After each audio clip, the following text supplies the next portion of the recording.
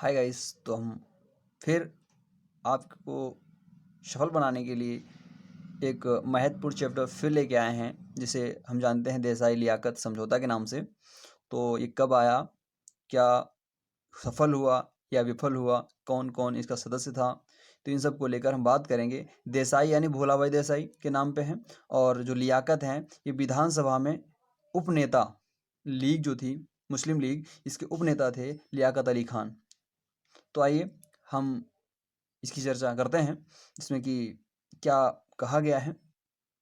1945 1945 जो 1942 से 1945 के राजनीतिक गतिरोध को दूर करने का प्रयास था। ये क्या था? एक प्रयास था, राजनीतिक गतिरोध को दूर करने का एक प्रयास था। केंद्रीय विधानसभा में कांग्रेस के नेता भोला भाई देसाई। किस पार्टी के नेता थे? कांग्रेस के नेता। कौन? भोला भाई देसाई ने विधानसभा में लीग के उपनेता नेता जो थे, उपनेता मुस्लिम लीग के उपनेता लियाकत अली खान ने मुलाकात की, और दोनों ने केंद्र में अंतरिम सरकार के गठन के लिए प्रस्ताव तैयार किया, जिसमें शामिल थे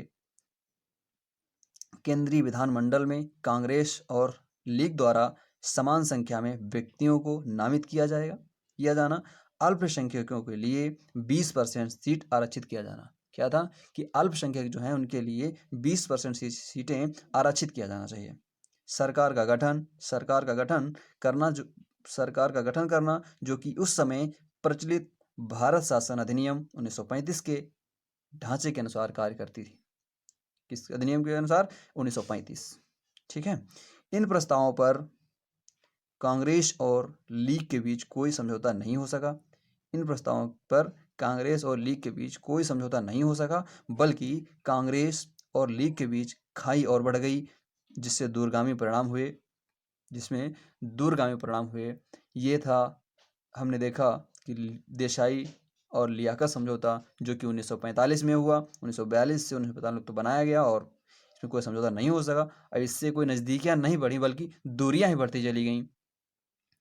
तो याद रखना है, देसाई कौन थे और लियाकत कौन था। देसाई कांग्रेस के नेता थे, भोला भाई देसाई, और लियाकत जो थे वो मुस्लिम लीग के उपनेता थे, लियाकत अली खान। तो आगे ऐसी वीडियो देखने के लिए हमारे साथ बने रहें, और आशा करता हूँ कि आपके लिए ये बहुत ही इम्पोर्टेंट साबित होगा। Thank you so much.